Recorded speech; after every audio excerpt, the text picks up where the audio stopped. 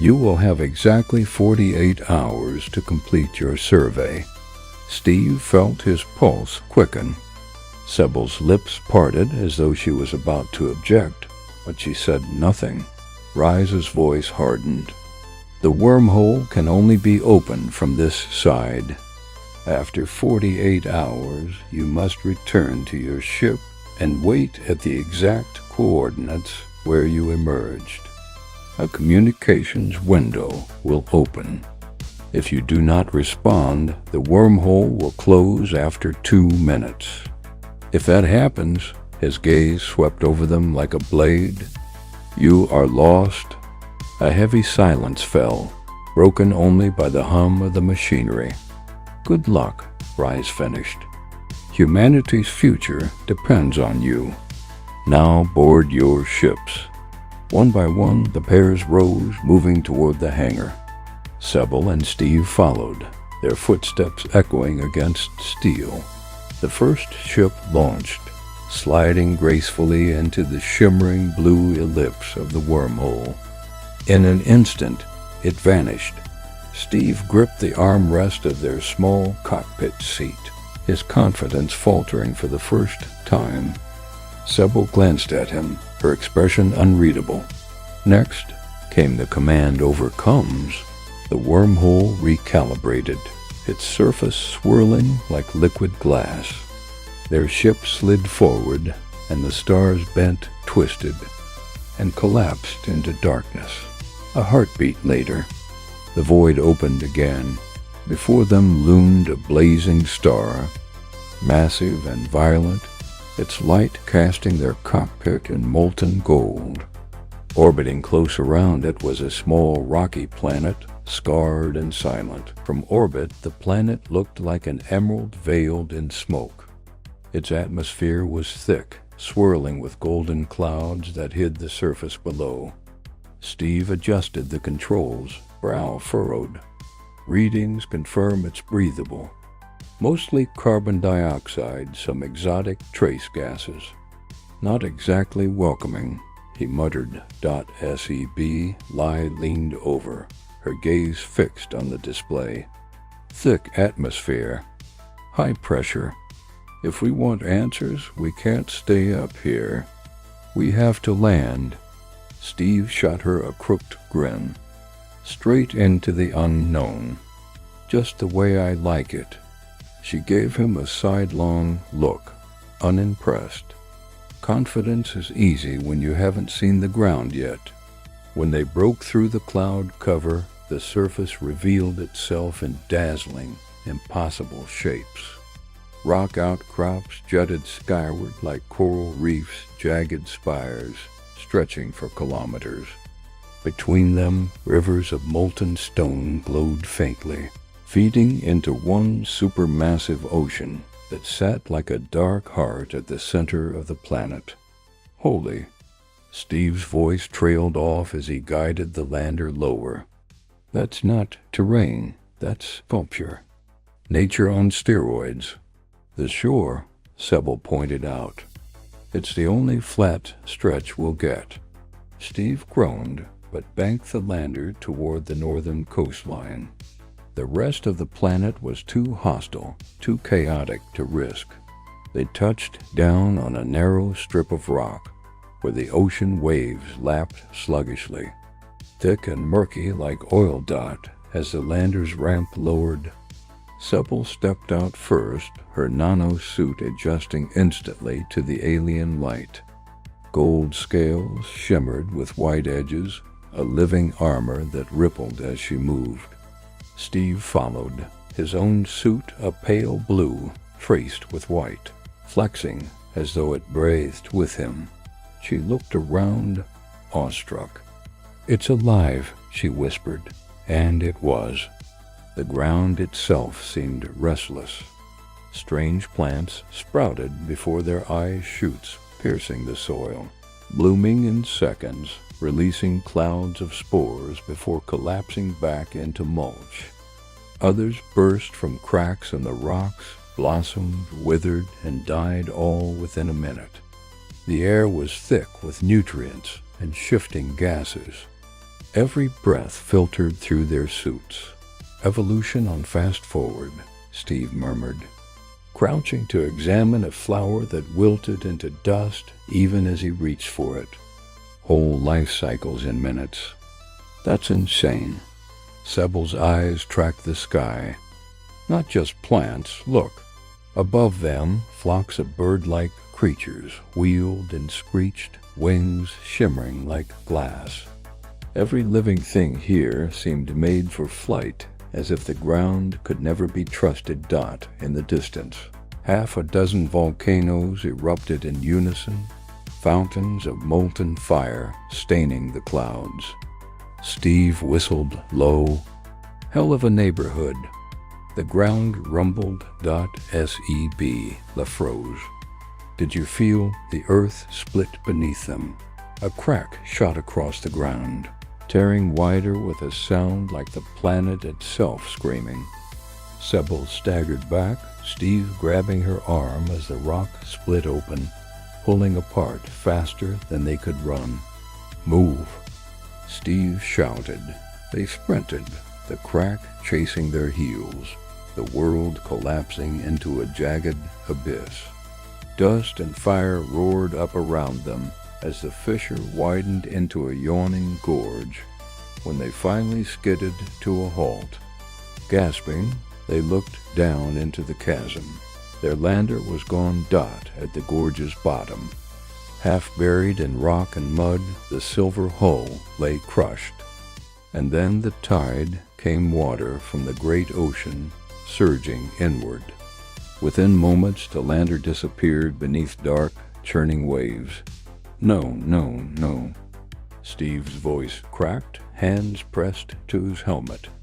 Sebel tapped her wrist. "Come," her voice sharp. "Control, this is Sebel and Steve. Do you copy?" "Respond." Only static hissed in their ears. The atmosphere was too dense, too hostile for clean transmission. They were cut off. Sebel lowered her arm, her expression grim beneath the golden shimmer of her suit. "We're stranded." Steve swallowed hard, scanning the horizon where volcanoes painted the sky red. Stranded on a death trap of a planet with no way to reach the ship. Sebel turned to him, her voice quiet but steady, each word carrying steel. "Then we survive. That's what we were trained for." Steve met her eyes, the first trace of doubt flickering in his grin. "Yeah, but training didn't prepare us for this."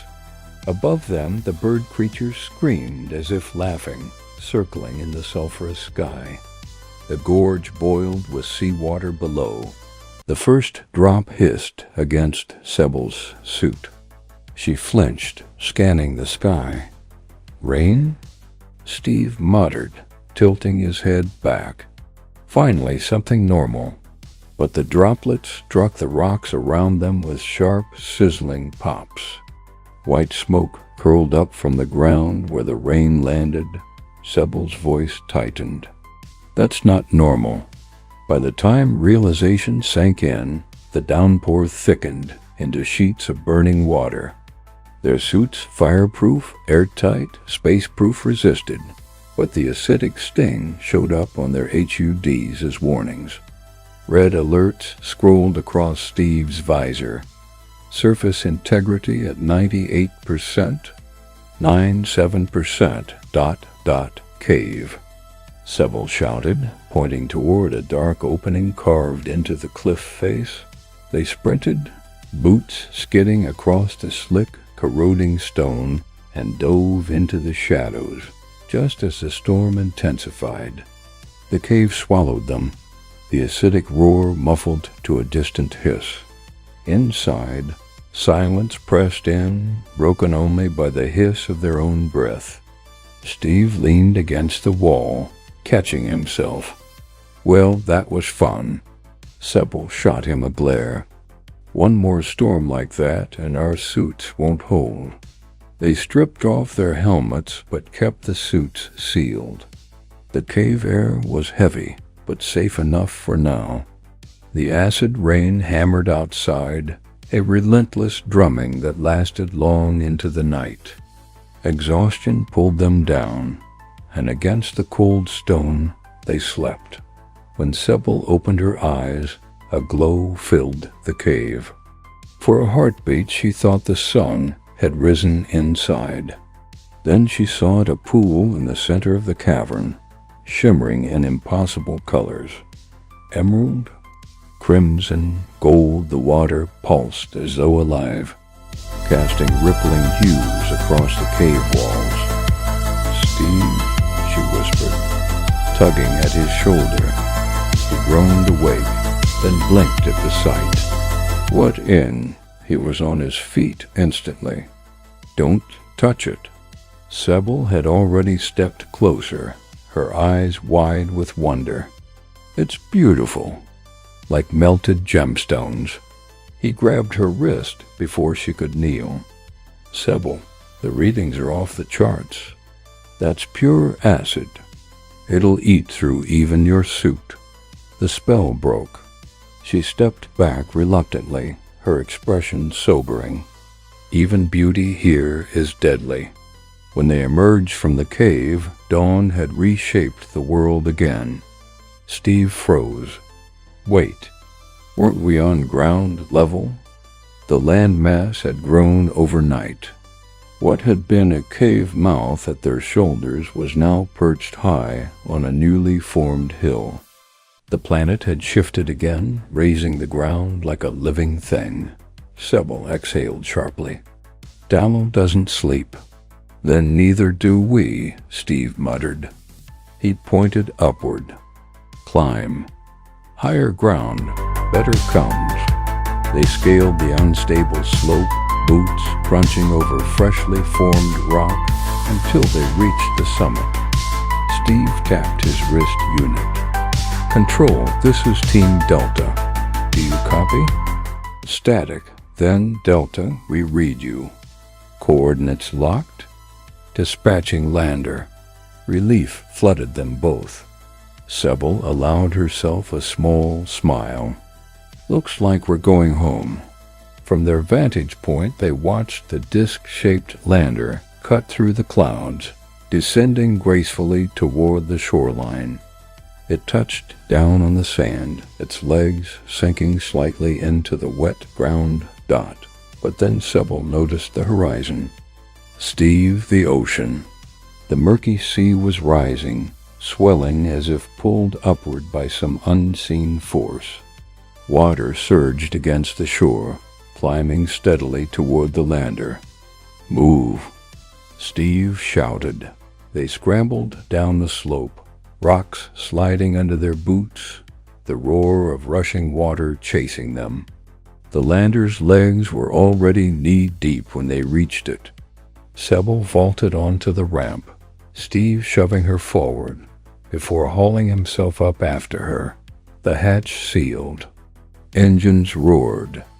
The lander lifted just as the sea surged higher, swallowing the beach hole. Inside, both of them sat gasping, helmets fogged, adrenaline pounding. They didn't speak until the lander docked with their ship in orbit. Back at the space station, General Rise's face filled the debriefing room. He was all smiles at first. "Excellent work. The resources on Dallo are beyond imagination." "That ocean alone," then his tone shifted, sharp and cutting. "But you abandoned your post. 48 hours, and you lasted barely one. Where are the samples? Where is the data? You risked a lander for nothing." Sybil stiffened. "With respect, sir, the planet is unstable. We couldn't risk a second lander. The terrain changes overnight. Acid rain corrodes everything. It's unpredictable. Incompetence is what I hear." Rise slammed his hand on the console. "If you can't handle one planet, I'll send Team A. They'll do the job properly." Steve's jaw tightened, but he held back. Rise leaned in, his gaze cold. "Rest up.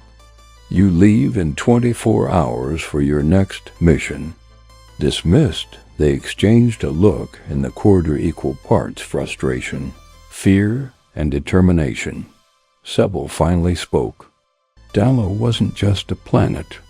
It was a warning.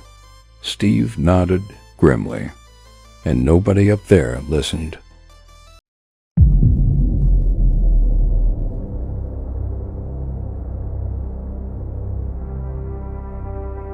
The planet filled their viewport like a bruise against the red giant star, its surface smothered in thick, rust-colored clouds. Steve leaned forward, eyes narrowed. "There, did you see that?" Sebel followed his gaze. A dark object, sleek, deliberate, slid across the horizon before vanishing into the far side of the planet. Not a meteor, not natural. "A satellite," she breathed. "Which means someone's down there." The cabin was quiet except for the soft hum of instruments. They exchanged a glance.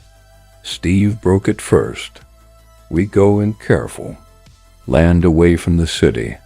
Minutes later, their disc-shaped lander detached and slipped into the churning atmosphere. Clouds wrapped them in orange haze, lightning flashing in the distance. When the turbulence cleared, the surface emerged a vast jungle stretching out to the horizon, a city skyline jagged in the distance like teeth against the sky. Sebel pointed. "The jungle. We keep our distance." The lander touched down on a clearing, hissing as its legs sank into the mossy ground. Outside, the air shimmered, dance with unseen gases. Their nano-suits shifted to new shade. Sebel's golden plates dulled to bronze.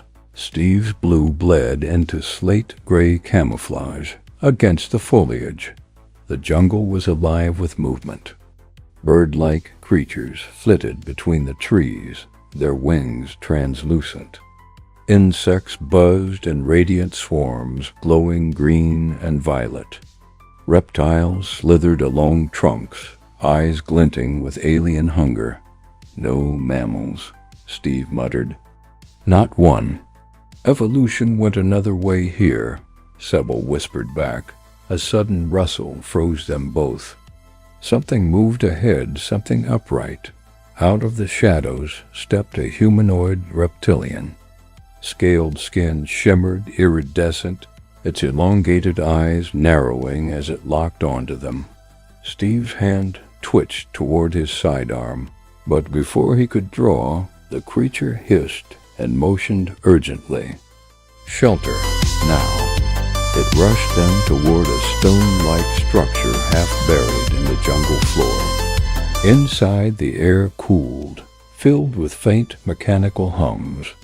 Before either explorer could speak, the reptilian produced a device holding it to their temples. Sebel jerked back. "What?" "Relax," the creature rasped. "Scan." Light seared across her vision. A flood of images, memories, languages, thought patterns surged and faded in an instant. When it was over, the reptilian staggered, eyes glowing faintly. Then, in perfect English, "You are not of Slushy," Sebel gasped. Steve's eyes widened. The reptilian straightened, its voice steadier now. "I am Schnex of the Assist. This planet Slushy bleeds war. 5 species once ruled its 4 great continents. Now the Shirkan rise above all. Soon only they will remain." Sebel exchanged a look with Steve. "And your people?" "Endangered." Schnex's crest lowered in sorrow. "We are shapers able to change form, to learn quickly, to adapt. Yet it is not enough. The Shirkan hunt us. They will finish the extermination soon." Sebel's throat tightened. "Is there anything we can do?" Schnex's eyes flared, luminous. "Yes, take us away. If the Assist are to survive, we must leave Slushy." A low hum broke the moment. Steve froze. You hear that? The pitch grew louder, mechanical, closer like a swarm of metallic wasps. Schnecks snarled. Drones, hide. A drone whirred through the shelter window, its red sensors scanning the room. Before it could react, Schnecks raised a pulse rifle and fired. The explosion rattled the walls, the drone collapsing in sparks and smoke. No time. Schnecks moved quickly, her claws scraping across a hidden panel in the floor. It hissed open, revealing a narrow basement lined with frost. Inside sat a massive flask, its surface glowing with cold dot within floated 20 pale eggs, pulsing faintly with life. Sebel's breath caught. Are those? Our last generation. Schnecks hoisted the container, muscles straining. Help me carry them. If they die, we are finished. The jungle erupted with noise as they burst from the shelter, distant shouts, mechanical wings cutting through the air. Pulse fire scorched the trees around them. Faster, Steve urged, covering their retreat with bursts from his sidearm. They broke into the clearing where the lander waited, its hatch yawning open.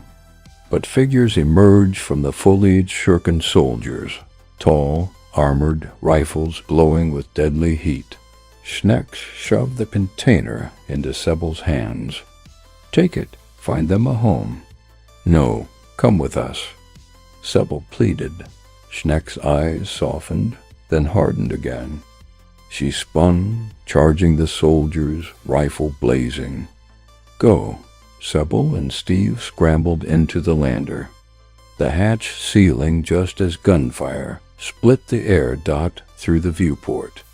They saw Schnecks fall beneath the shirken barrage, her form collapsing in a storm of sparks and blood. Then the jungle erupted with fire as the lander roared upward. Pulse bolts streaked past them, searing the air. Steve gritted his teeth. Hang on. They broke through the atmosphere, into the blackness of space, and froze. Where their mothership had been, there was only wreckage. Fragments of metal drifted silently, glowing faintly in the red giant's light. Sebel clutched the container to her chest, her voice breaking. Steve, they destroyed it. The void swallowed them in silence. Alone, adrift, holding the last hope of a dying species. The wreckage of their mothership drifted silently behind them, glittering against the red giant's light. Steve broke the silence first. We won't last in orbit. Sebel hugged the container of Isist eggs tighter. Then where? He looked at the shrinking curve of slushy below. Back down. If we wait out the 48 hours until the wormhole reopens, we might still make it home. The word home felt strange after what they had just seen, but Sebel nodded. Then we hide. The lander plunged once more through Slushy's heavy atmosphere. This time, instead of the sprawling jungles or the burning cities, they chose the far south jagged islands in an endless storm-racked sea. From orbit, they'd seen no sign of civilization. A good sign. The lander hissed as it settled onto black volcanic rock. Around them, glaciers rose like broken teeth, mist trailing across the horizon. Remote, desolate, perfect. Steve muttered, "Dot." They stepped out into the icy wind, their suits shifting colors to match the terrain. For a while, silence reigned. No drones, no soldiers. Just wind and the distant crash of waves. Dot. Then came the growl. Dot low. Rumbling. Wrong. Sebel spun, eyes widening. From the shadows of the rocks emerged a reptile longer than the lander itself, its scales rippling with color like living oil. A brilliant frill flared from its neck, crackling as if alive with static. "Steve," Sebel whispered. "It's beautiful," the creature hissed. Then it spat. A jet of sizzling liquid seared the stone where they had stood seconds before, the rock bubbling and smoking as though it had been dropped into acid. "Move," Steve shouted, pulling her behind a ridge as another blast streaked past them. The creature lunged, jaws snapping. They scrambled, firing their sidearms. Blue bursts struck its frill, leaving scorched marks but barely slowing it. It's shrugging it off. Steve shouted, "Go for the eyes." Sebel leveled her weapon, heart pounding. As the reptile reared back, she fired. The bolt lanced straight through its left eye, the creature shrieking as it thrashed against the rocks. Steve delivered the final shot at its throat, where the scales were thinner. The monster collapsed, acid spilling from its jaws, burning trenches into the ground. Both of them stood gasping, their suits flecked with debris. Sebel bent over, clutching her knees. "We barely made it." Steve glanced at the container still slung across her chest, unscathed. He exhaled. 40 hours. We just have to survive 40 hours. The hours crawled. Acid rain hammered the lander's shell. Strange shadows circled above, reptilian wings slicing through the mist. Twice they had to fight off smaller predators, teeth clashing against their suits' nanoscopic armor. Each moment stretched, a test of patience and endurance. Finally, mercifully, the cums chirped. "The wormhole's open," Steve said, relief cutting through his exhaustion. "Time's up." They launched from the desolate island, rising back into the crimson sky. Ahead, a shimmering hole in space twisted into existence. The wormhole, their lifeline. Sebel's breath caught. "We're going home." But as they drew closer, something slid into view. A satellite. Black, angular, its surface bristling with weapons. "It's waiting for us." Steve's voice was tight. The satellite rotated, energy building along its spine. Then it fired. The lander jolted violently, alarms blaring as plasma tore across its hull. Steve gritted his teeth, wrestling the controls. "Hold on." Another blast struck, searing one wing of the craft. Flames burst across their displays, warning lights screaming. Sebel clutched the container tighter, whispering to the unborn assist within. "Not here. Not like this." Steve roared, forcing the lander forward. The wormhole loomed, shimmering, alive. The satellite fired again. The beam lanced past them, then followed. Threading itself into the wormhole as they crossed the event, horizon dot light swallowed them. They emerged back into the hangar of the International Space Agency's orbital station, but the victory was hollow. The energy beam, still coherent, ripped through with them. It slammed into the station's hull, exploding in sparks and shrapnel. Sirens blared as fire suppression systems screamed to life. General Reyes stormed into the control deck, his face red with fury. "You damaged the station. You nearly destroyed the wormhole gate." His voice shook with rage. "If we lose one more ship, you're finished. Do you hear me?" Sebel stood stiffly, her arms still wrapped around the flask of eggs.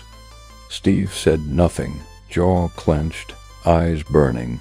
Ray stabbed a finger toward them. "One more failure, and you're both out." The room fell into silence, the only sound the faint hum of the damaged systems struggling to hold. Sebel met Steve's gaze, her voice low. "We're carrying more than just ourselves now." Steve nodded grimly.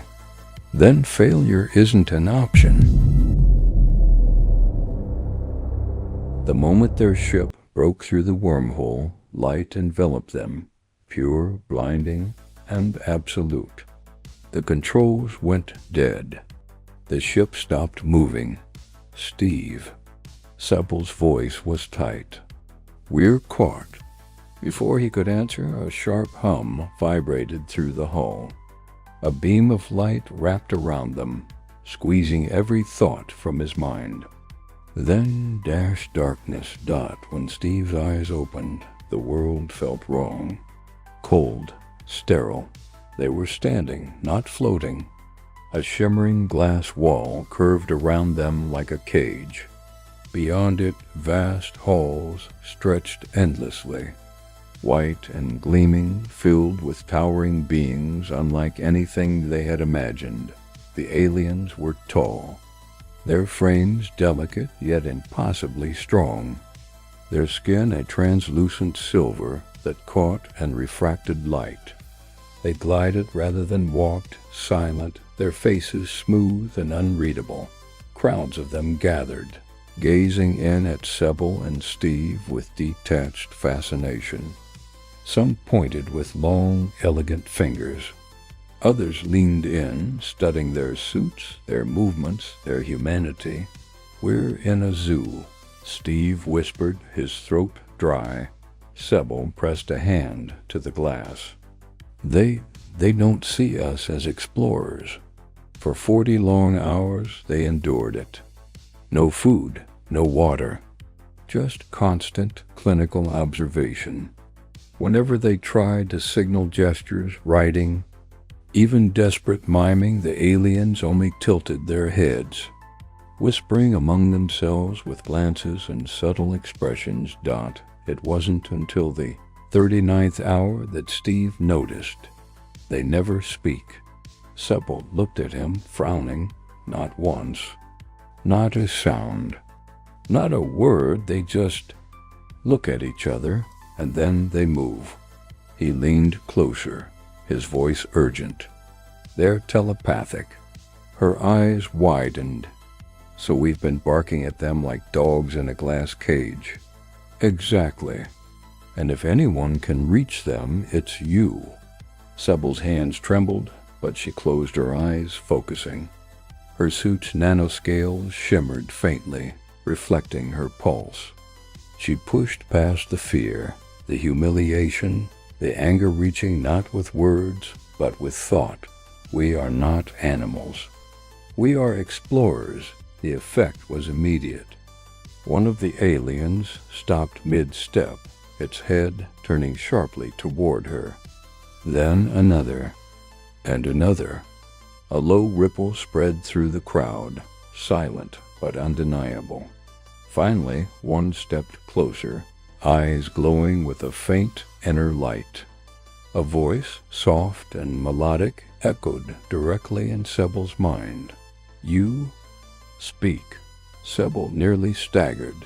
"Yes, we speak. We came through the wormhole to learn, to make contact." A pause. "Then forgive us. To us, only those who think without words are advanced. Others are animals." We did not mean offense. Images poured into Sebel's mind, galaxies unfolding, civilizations rising and falling. An ocean of telepathic memory far older than Earth. She gasped and clutched her head. Steve grabbed her shoulder. "Sebel, what are they saying?" She opened her eyes, tears glistening. They don't see us as equals." "Not yet." Moments later, they were released. The aliens escorted them, silent and graceful, back to orbit. Their ship repaired, spotless waited. The leading alien sent one final thought into Sebel's mind, as clear as if it had been carved into her soul.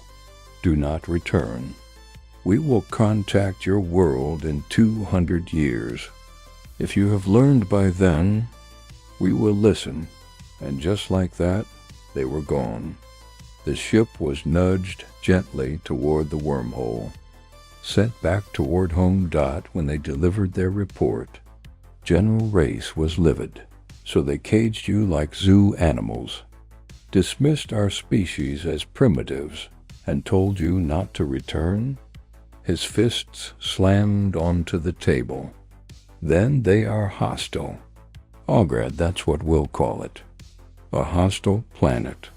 Sebel flinched at the word but spoke anyway. They're not hostile. They're beyond us. They just don't think we're ready. Race leaned forward, his eyes sharp. Then we'll make ourselves ready. And when they come back, Earth won't be begging for recognition. We'll be demanding it. Steve and Sebel exchanged a glance, the unspoken question heavy between them. Ready for what?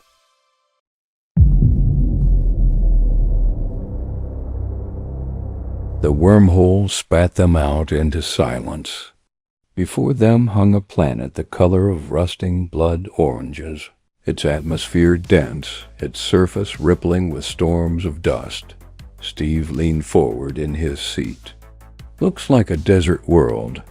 Not just a desert, Sebel corrected, her eyes narrowing. Look closer. Through the haze of dust, the ship's scanners picked up traces grids of collapsed structures, faint outlines of roads and cities, now swallowed by orange dunes. Civilization, or what was left of it.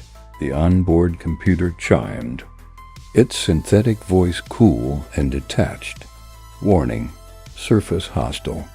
Signs of single-cell organism dominance. Recommendation, do not descend. Steve scowled. Come on, we can't just hover up here. We need to see it firsthand. Sebel shook her head firmly.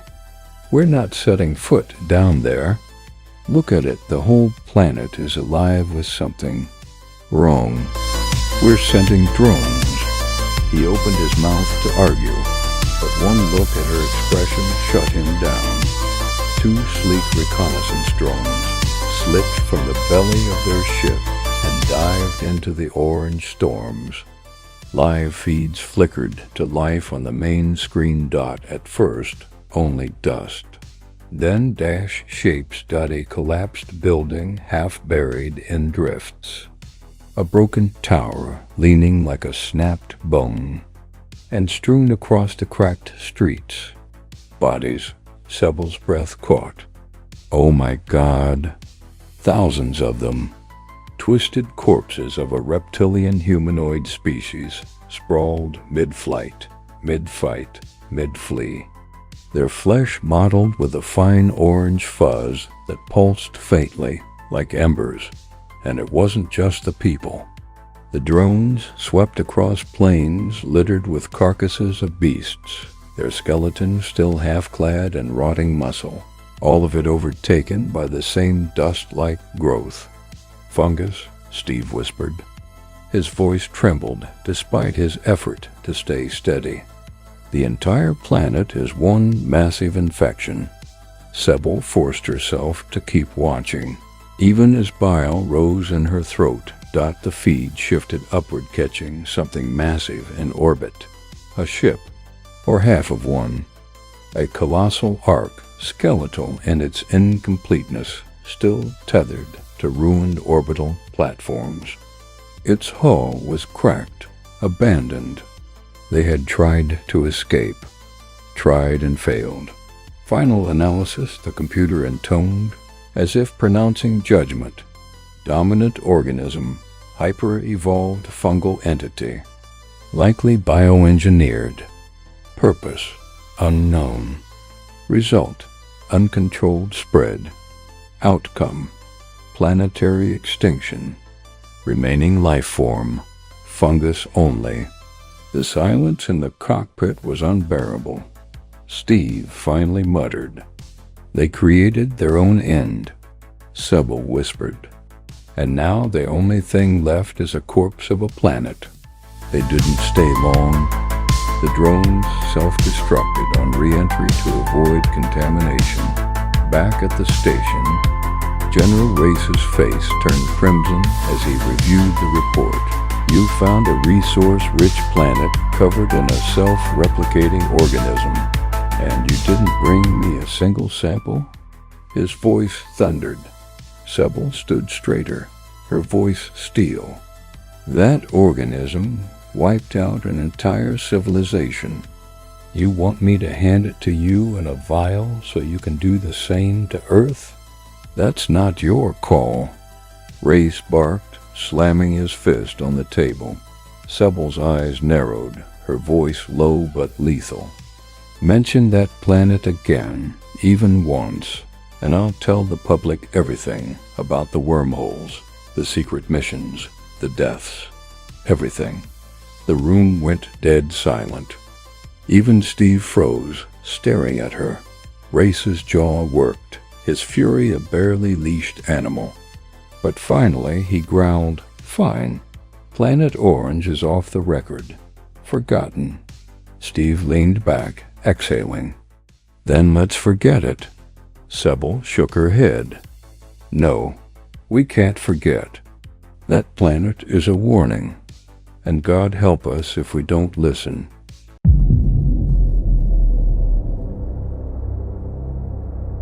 The wormhole spat their ship into orbit around a behemoth of a world. Steve's jaw dropped. That can't be real. Sybil's eyes glistened as the readings streamed across the console. 10 times Earth's size, and an atmosphere thick with oxygen. Which means everything down there grows big, she finished. Her voice caught between awe and dread. They launched the lander, a silver disk slicing through the green and gold haze. The closer they came, the stranger it grew. What they thought were mountains were not mountains at all, but trees, colossal, skyscraper-like trees that pierced the clouds. Some so tall their crowns wore ice caps. The lander settled on an exposed branch wide enough to host a city block. The moment the hatch opened, the noise hit them, a roar, a screech, a chorus of whistles, growls, bellows, and cackles all colliding in a deafening cacophony that rattled their bones. Steve clamped his hands over his helmet. "It's like a damn marketplace during rush hour, Mercato," Sybil shouted, half smiling through the agony. "That's what I'll call it. Planet Mercato, the noisy planet." They clipped themselves to the branch and began their descent. Every step down revealed new horrors. Other trees grew from the bark itself, parasites feeding on giants. Creatures shrieked at them from hollow nests, their bodies feathered, scaled, or bristled with quills. When one lunged, Steve fired his pulse sidearm. The beast fell silent, tumbling into the abyss below. Sybil's breath hitched. If this is one branch, what the hell is at the bottom? Hours later, the light faded. Shadows thickened until the ground below became a black void. Their lamps flickered across the roots of titans, each as wide as rivers, burrowing into soil no sunlight ever touched. That was when the true nightmare began. A worm the size of a subway car slithered into view, knowing had fallen leaves. It writhed, harmless, unaware. Then roots moved, not roots, traps. They lashed out like serpents, coiling around the worm, slamming it against the trunk. Needles extended, gleaming wet in their headlamps. With a sickening hiss, they pierced its flesh. Sybil gagged. Steve grabbed her arm. "Don't look, too late." The worm shriveled before their eyes, its body collapsing into a leathery husk. The roots shuddered, released it, and flung the empty skin aside like garbage dot before either of them could speak. The ground itself shifted. Dot roots exploded upward, snaring their legs, their arms, their torsos. They were yanked against the tree, bark scraping their suits. "Steve!" Sybil screamed, thrashing, but the roots only tightened, coiling around her chest until she could barely breathe. Steve strained, his pulse pistol inches from his trapped hand. "Don't move. They'll drain us." The roots flexed, their needle points glistening, angling toward their helmets.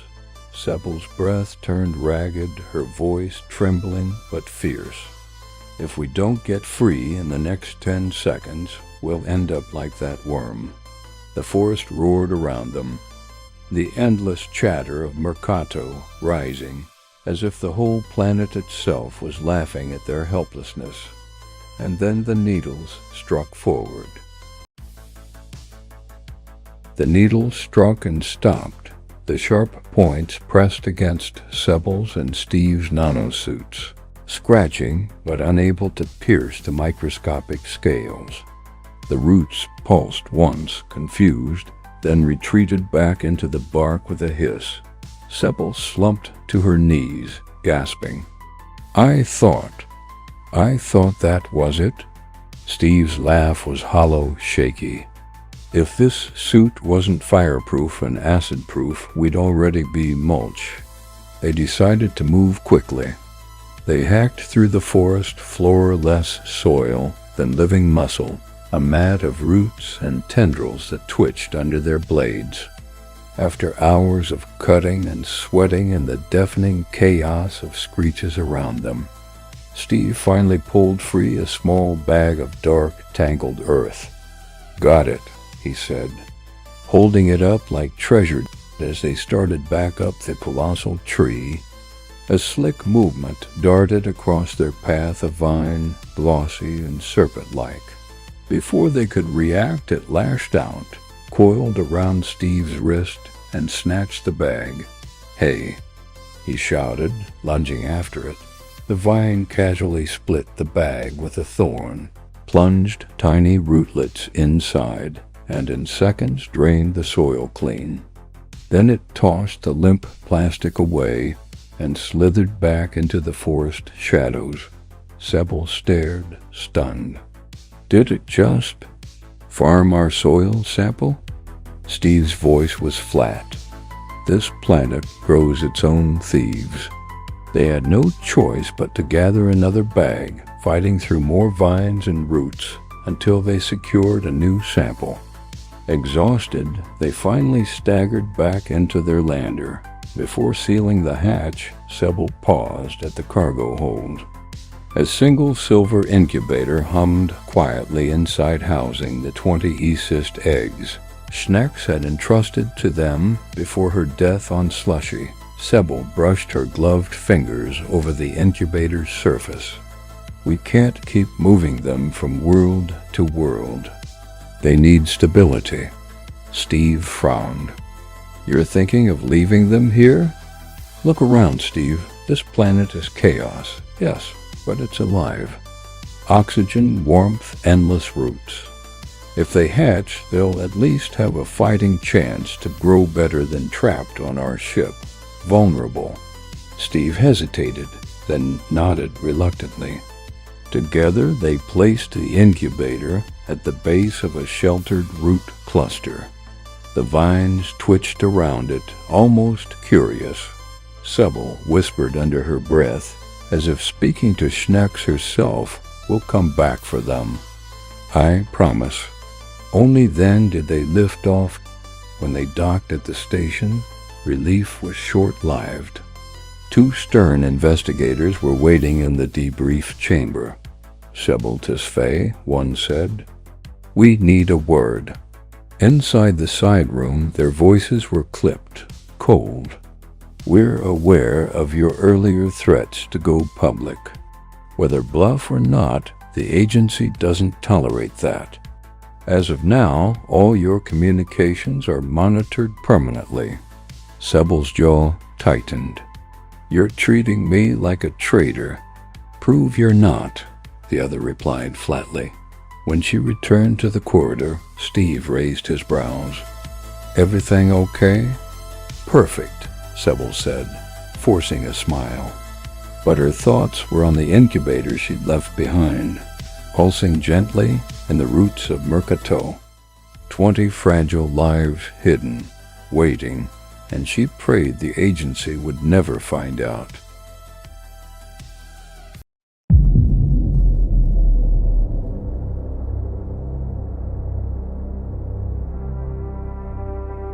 The pulses of the nearby star flickered like a cosmic strobe, painting the land in blinding flashes of violet and green. Above, Farda's massive moon glimmered like a disco ball, scattering light back into the atmosphere, twisting the sky into shifting curtains of psychedelic color. Steve pressed his visor to the glass. Sebel, this is it. This is what Eden must have looked like. Sebel frowned. Eden didn't have radiation spikes every 3 seconds, and those settlements looked primitive. Stay sharp. They descended their lander near a jagged cave mouth where movement glimmered in the strobing light.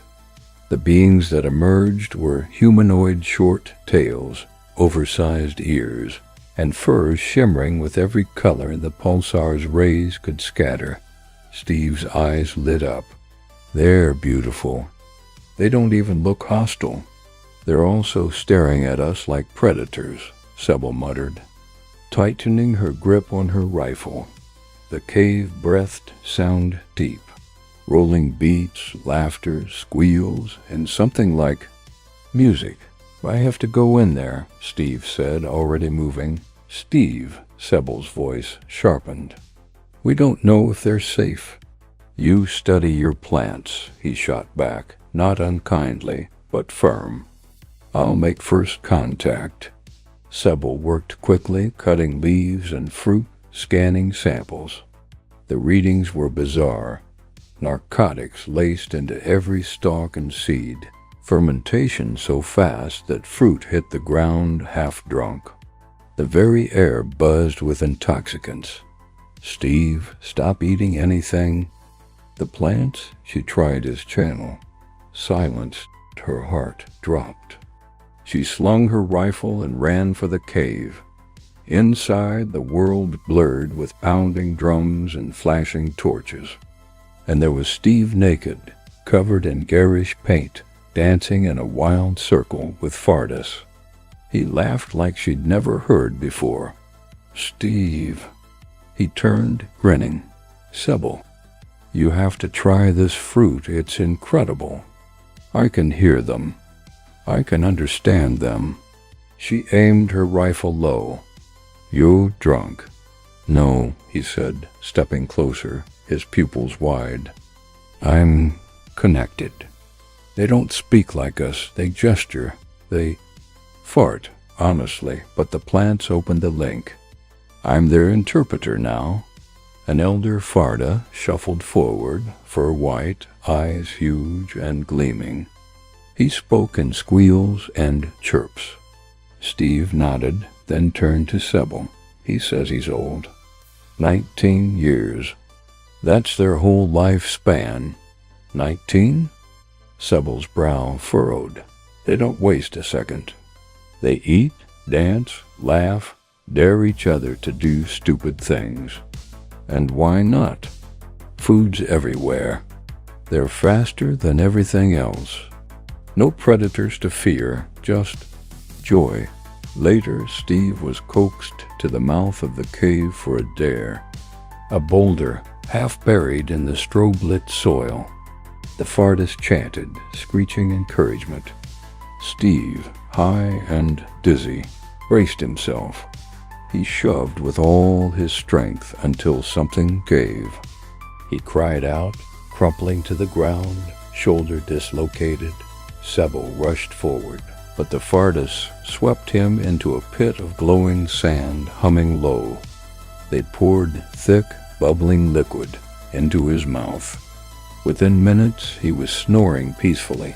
When Sebel returned hours later, Steve was already up, rolling his shoulder as if nothing had happened. They healed me, he said simply. As if it were nothing. You were injured, she hissed, and drugged, and humiliated. No, I was tested. His eyes blazed with manic conviction. Sybil, this is paradise. No wars, no ambition, no General Rise barking orders. Just life, just joy. Her voice went cold. We have a mission. Not anymore. I'm not leaving. And I don't want you to bring others here. Humanity will ruin it. Can't you feel it? This planet is perfect. Sybil stared at him, caught between rage and heartbreak. Outside the cave, the Fardas danced under the flashing sky, their laughter swallowed by the pulse of the dying star, and Steve, her partner, her anchor, was already lost to it.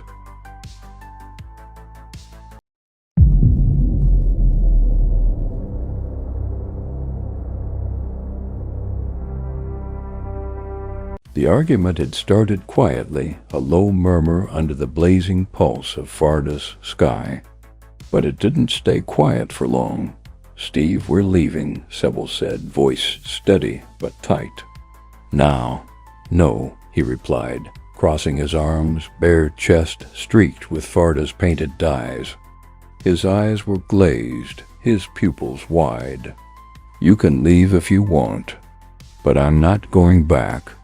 Not to Rise, not to that floating prison. Steve, listen to yourself. I am, he snapped. For the first time in my life, I am. These people are free. No wars, no rules. They just live, Sybil. They live. And die before they're 20, she shot back. You call that living? He took a step toward her, blocking the path to the lander. You're not going anywhere either. You'll ruin this place. You'll tell Rise and he'll turn it into another Dallow, strip it bare and study it until there's nothing left. Move! He didn't. Her pulse quickened. Steve, don't make me do this. Then don't, he said softly, almost pleading. A silence stretched, the rhythm of the pulsar flashing across his face like a heartbeat. Sybil's hand trembled on her rifle. He took another step. You won't shoot me. She fired. The blast hit his thigh, dropping him instantly. He hit the ground hard, eyes wide, but no scream. The narcotics still numbed his pain. Damn it, Sybil. He groaned, staring up at her. You actually did it. She didn't answer. She holstered her rifle, grabbed him under the arms, and dragged him across the shimmering soil toward the lander. The Fardas watched from the distance, blinking in confusion, swaying gently to music only they could hear. Inside the lander, she strapped him down, hands shaking. You'll thank me later, she muttered, sealing the hatch. Doubt it, he said. Smiling faintly through the haze, the engines roared to life, and the planet of endless daylight vanished beneath them, dot at the station. The debrief was brutal. General Rise's voice thundered through the control hall. You shot your partner? Sybil stood at attention, jaw locked. Yes, sir. To save him and the mission. Rise slammed his hand on the desk.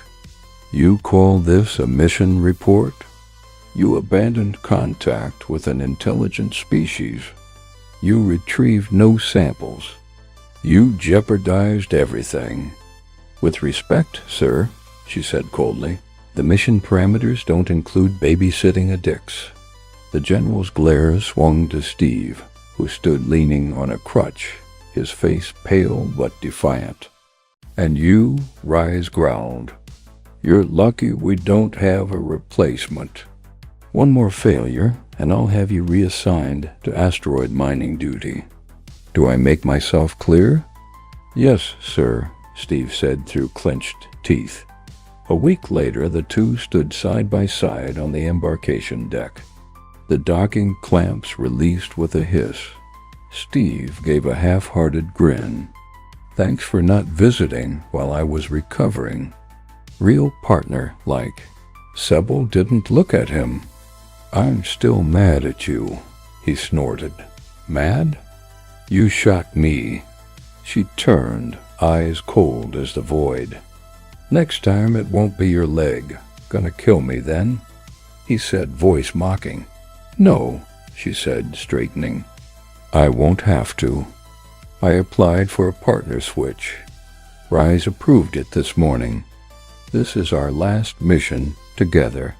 For a moment the only sound was the hum of the ship's engines. Steve's smirk faltered. You're serious. Dead serious, she said. Strapping in Dot as the ship drifted away from the station, the pulsar light fading behind them. They sat in silence, two explorers sharing the same air.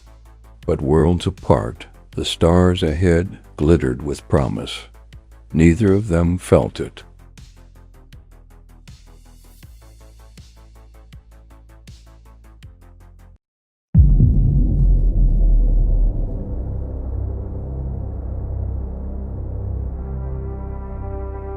The red giant star filled half the sky, a molten eye casting its slow, heavy light across the surface of the planet. The ship drifted down through the thick atmosphere, and below them stretched a strange paradise, an endless sea of color and softness. The sensors read breathable air, mild temperature, and abundant flora. But it was the texture of the place that stunned them. This looks like cotton, Steve murmured as they set the lantern down in a clearing. Sebel crouched, running her gloved hand over the grass. It wasn't grass at all. It was soft, like silk threads woven together, shimmering in hues of gold and pale blue. Fluffy, she whispered, almost in disbelief. Every tree around them swayed gently, as if breathing. The trunks were velvety, the fronds feathery like enormous ferns. Even the wind seemed muted, moving through the soft landscape without sound. Let's take some samples, Steve said, breaking the silence. Sebel didn't answer. She was already walking ahead, her scanner in hand, her pace brisk and deliberate. Sebel, he called. About what happened on Farda. She froze, her shoulders stiffening. I was out of my mind, he continued, voice low. The stuff in the air, it messed with me. I wasn't thinking straight. Still nothing. I should have listened to you, he said, stepping closer. I'm sorry. She turned away, her voice sharp and quiet. Don't what? Don't make this about forgiveness, Steve. You don't get to apologize and reset everything. She picked up her pace, pushing through the fuzzy fronds. Let's just finish this mission and be done.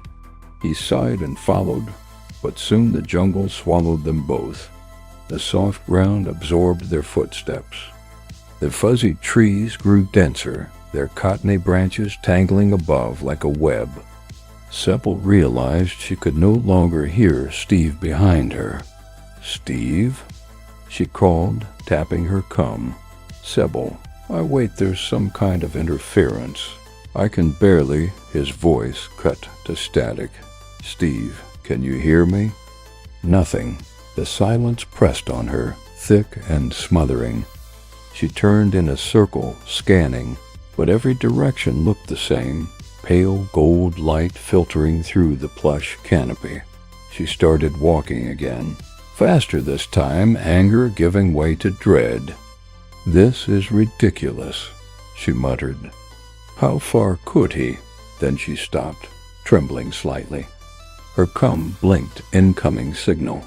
Sebel, can you hear me? Steve's voice came through faintly. I think I found a cave. Big one. Looks safe for the night. Relief washed over her. I hear you. I'm coming. Climb one of the big trees, he said. You should see smoke. I've got a signal fire going." She climbed. The trunk felt like a living cushion under her gloves. When she reached high enough, she spotted the plume, a thin dark line cutting through the pastel horizon. "I see it," she said. "Good. Hurry. It's getting dark here faster than it should." But as she began her descent, the forest changed. The light dimmed and the fuzzy trunks shivered.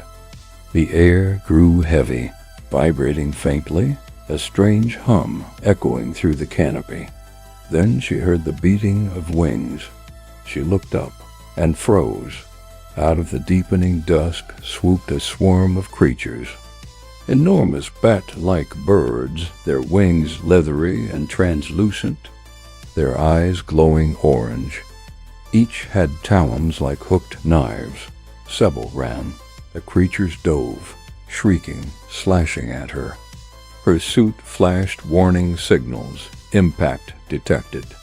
Integrity 92%. 75%. 60%. "Steve." She gasped into the cum. "I'm under attack." "Sybil? Where are you?" She ducked as one of the beasts raked its claws across her helmet. The HUD flared red. Structural breach imminent. Suit integrity 50%. The onboard AI warned flatly. She sprinted through the glowing jungle, the soft ground slowing her down like sand. The birds kept coming, shrieking, slashing, circling in the pulsing half-light. "Sybil, talk to me." Steve's voice crackled through the cum. "I'm running north, I think," she shouted, jumping over a low trunk. "They're everywhere, Steve. They're everywhere." The creatures closed in, their talons scraping sparks against her armor. She stumbled, rolled, fired her pulse rifle blindly into the air, searing light slicing through the darkness. The flock screamed and scattered. A storm of wings vanishing into the trees. Sybil lay gasping, her helmet flickering. The soft grass beneath her shimmered faintly with her suit's emergency lights. "Sybil?" Steve's voice came again. "You okay?" She took a breath, staring at the bruised red sky. "Suit integrity at 50%, she said weakly. "But I'm alive." "Keep coming," Steve said, his voice steady now, urgent. "I've got the fire going brighter. Just follow the smoke." Sybil pushed herself up, gripping her rifle. Her hands trembled from exhaustion, fear, or fury. She couldn't tell. "Copy that," she whispered. She looked toward the distant plume of smoke and started walking.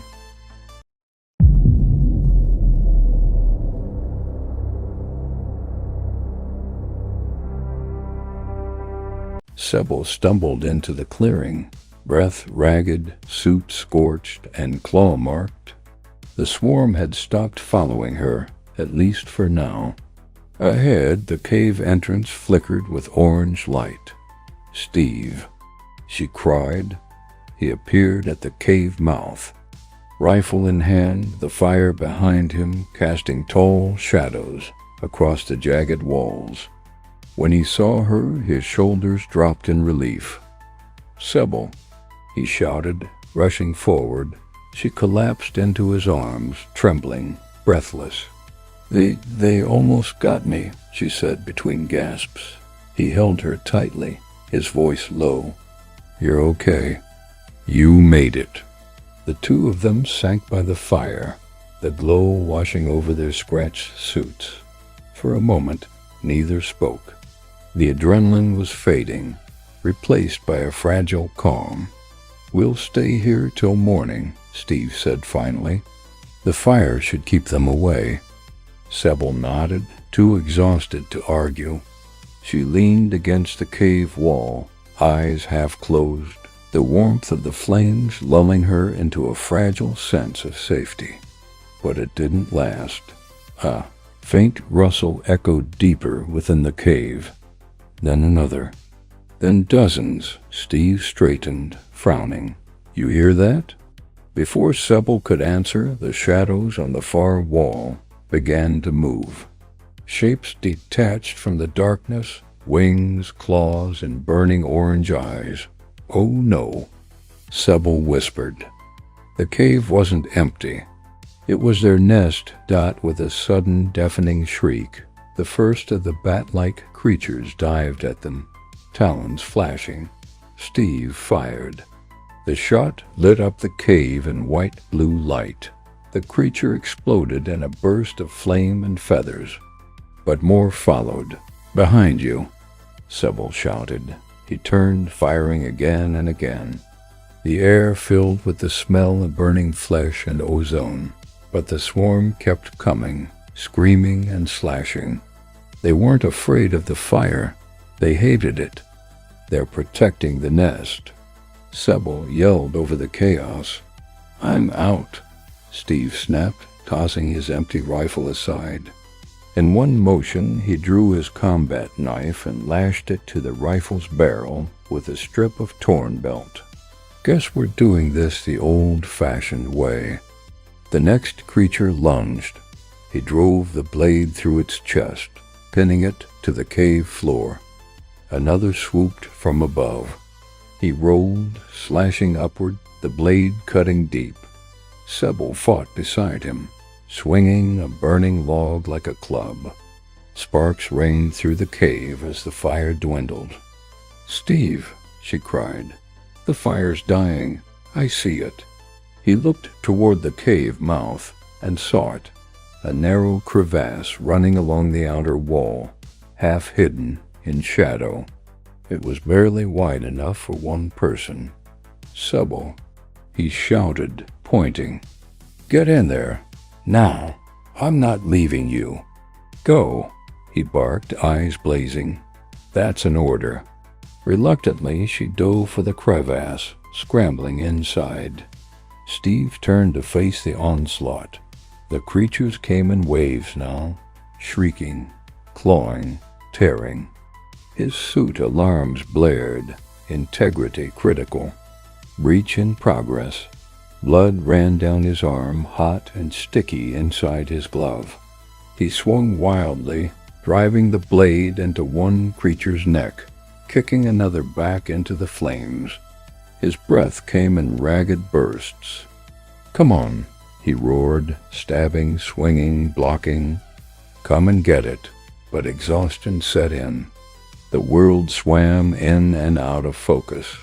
His legs gave way. One last creature lunged, and then everything went black. Sebel screamed his name and crawled out from the crevasse. The cave was littered with charred bodies. The air was thick with the stench of blood and smoke. Steve, she cried, dropping beside him. He was still, face pale, his suit torn open at the shoulder. She pressed her gloved hand to his chest.